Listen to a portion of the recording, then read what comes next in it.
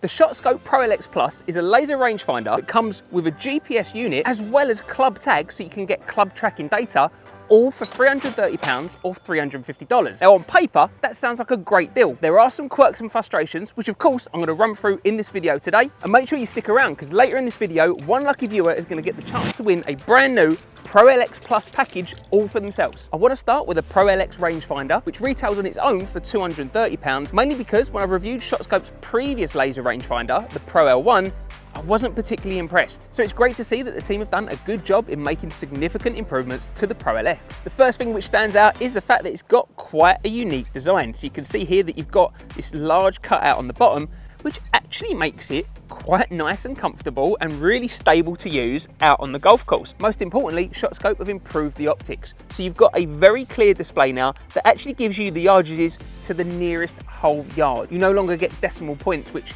is pretty much useless in a rangefinder. It's also 7 times magnification and it has all the modes that you'd expect. So using the mode button on the top in the middle here, you can swap through a scan mode to a flag lock mode. And then you've also got the slope switch on the side, so it's nice and easy to turn slope on and off. And when you do log onto a flag, it gives you a little vibrate as well. Something that they've carried over from the previous version is the ability to actually change the color of the display down the viewfinder. So you've got this button on the end here, which says R and B. So that means you can change it from red to black.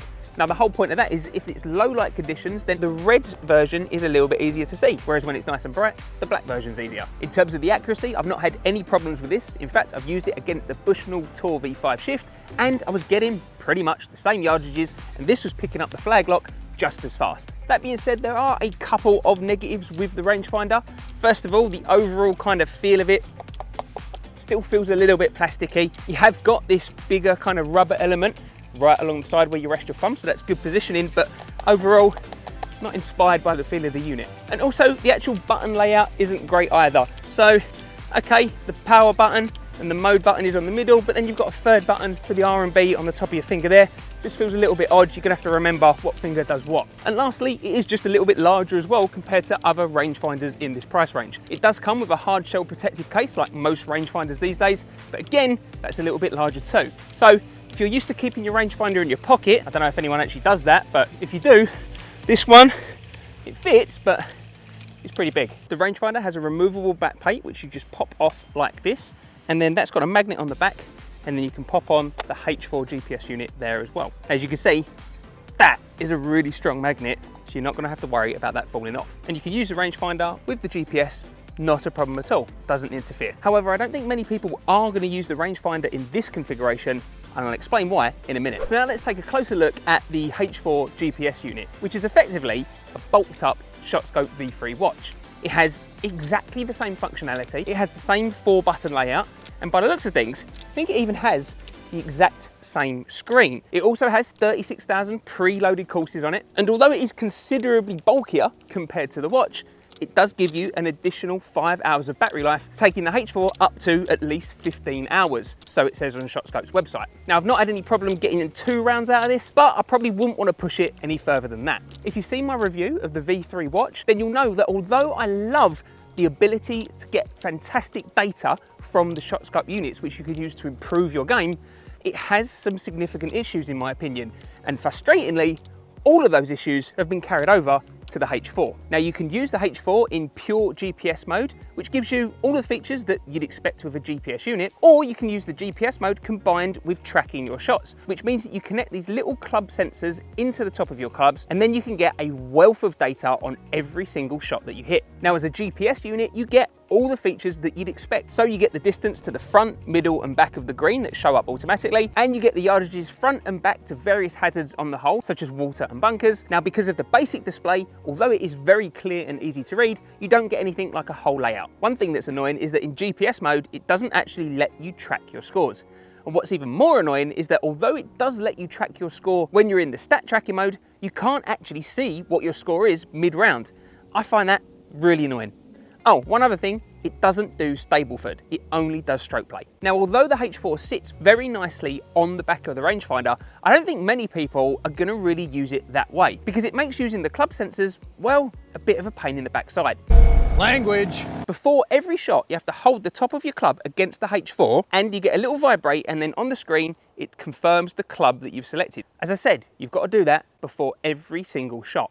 Now, if you're going to keep the H4 on your rangefinder, which you're probably going to keep in the carry case dangling from your bag, it means that you've got to go back to your bag every single shot, select your club, get your rangefinder out, hold it against the club, and then put your rangefinder back in the bag. Pretty sure your playing partners, as well as the group behind, are going to get pretty fed up pretty quick with that. As an alternative, ShotScope provide this belt clip. Again, that's magnetic and that sits there too, and you just hook it onto the side of your belt or your trousers. Now, not every golfer is going to want to have a unit sitting on the side of their hip.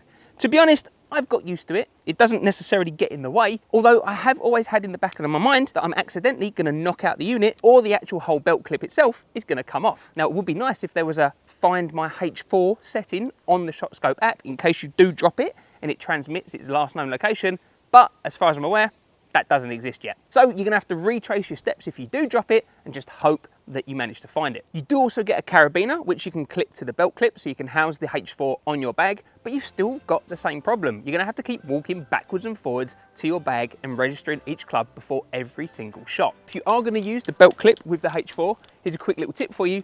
Put it in the unit upside down. So that means that actually, when you just want to have a quick look at your yardages, you don't have to keep taking it out and putting it back in again. You can just glance down and see the yardages that you want. If you're worried about the accuracy of the GPS unit, well, on the right, we've got the H4, and on the left, we've got a 1,700 pounds Garmin GPS watch.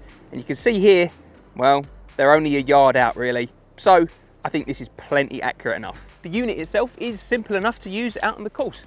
A few quick button presses and you'll be able to get distances to hazards and layups, as well as being able to track the distance of your last shot, and also enter any penalty strokes that you might have taken because you've just knocked one into the water or out of bounds. Once you get to the green, the unit turns onto pin collect mode, and the idea of that is once the ball goes in the hole and you're actually at the flag, then you press how many putts that you took, and it will register roughly where the flag was on the hole. Another reason why you've really got to use the belt loop rather than keep it on your bag on the rangefinder is because it can still track your putts. So right here, I can press the unit and it knows that I'm roughly putting from here.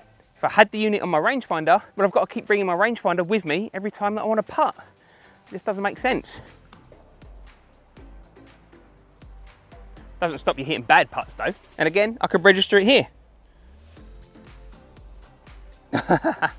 One thing I've noticed with the H4 compared to the V3 watch is that because it's on your hip, it's less natural to kind of pick up your ball out of the hole and then select how many putts that you've actually had. So there's been several times that I've really forgotten to actually use that mode, moved on to the next hole, and I've got to edit it in the app afterwards. Now, although the H4 has Bluetooth, that's to connect your phone and upload your shot data. There's no connectivity to actually display text messages or phone calls or anything like that. Now, lastly, we need to talk about ShotScope's club tracking, which is both their best and most frustrating feature at the same time. Using the club tags gives you a fantastic amount of data, which really can be used to help improve your game. Not only can you identify your strengths and your weaknesses for every single club or every single part of your game, whether that's driving, approach play, chipping or putting, but you can also compare yourself against various handicap levels as well, right up to scratch and even tour players. And if you really do want to improve as a golfer, you need to have data. And the more accurate data you've got, the better it's going to be and the quicker you're going to progress, so long as you're then developing the right parts of your game based on that data. However, to be able to get to that point with ShotScope and have all that data, well, you're going to have to go through what can only be described as a lot of faff to get to it. And for some golfers, they're just not going to want to go through the processes that you're going to need to go through in order to get that data. Because unfortunately, it's not as simple as just scanning your club against the unit and off you go. At the end of every round, you have to connect the unit to your phone, upload the data, and then review and edit all of your shots. Now, the vast majority of the shots are hopefully going to be in the right position because you've been using the club tags. However, it's not always 100% accurate, mainly down to user error. You're probably going to forget to scan your clubs at least a couple of times. And definitely I find on the putting green, I'm always forgetting to use the pin collect mode. And even then, it still might be out by a few yards, and so you're going to want to move it, because a few yards could be the difference between missing short or long, left or right. Now that means that you're pretty much going to have to keep a scorecard even though you're using the GPS unit, so you can remember the shots you hit on each hole. Now, generally I found that this takes around 15 to 30 minutes at the end of every single round. And that's the key point here. The more accurate the data you have, the better the chance you actually have of improving your game, because it's going to be real world data and it applies to how you play, which means that you're gonna have to take the time and edit every round after you play. Now, for a lot of golfers out there, they're probably not going to be bothered with that additional faff that comes with it. I know at the end of 18 holes, I've got my wife and 2 kids waiting for me. Now, I've been out for 5.5 hours already. It's pretty hard to then justify, hang on babe, I've got to spend another 30 minutes editing the shots that I recorded on the app to help make me a better golfer. She's just not going to buy that. Actually using the app is simple enough. It is just a little bit fiddly and is just a bit time consuming really. I can't really think of any ways that they can actually make it more user friendly. You've just got to crack on and get used to using the app. Now, for those golfers that are happy to put in that extra little bit of time at the end of their rounds and edit the details in the ShotScope app, then there is a lot of benefit to get from ShotScope. The more that you play, the more data that's going to build up, and the more that you can use that data to really hone in and work and improve on your game. As an overall package, the Pro LX Plus is good value for money, and you save around £50 or $50 when you buy the unit together like this, compared to buying the Rangefinder or the GPS unit separately. Now, if you want to be in with a chance of actually winning one from yourself, then I've got one brand new LX Plus unit to give away to either a viewer in the UK or the US. So to be in with a chance of winning, all you need to do is like this video, be a subscriber to my channel, and leave a comment down below. That's all you've got to do. I'll include the closing date and the competition details down in the descriptions below, and I'll pick one lucky winner live on my Instagram. So make sure you go follow me over there as well. Why not check out my full review of the ShotScope V3 watch?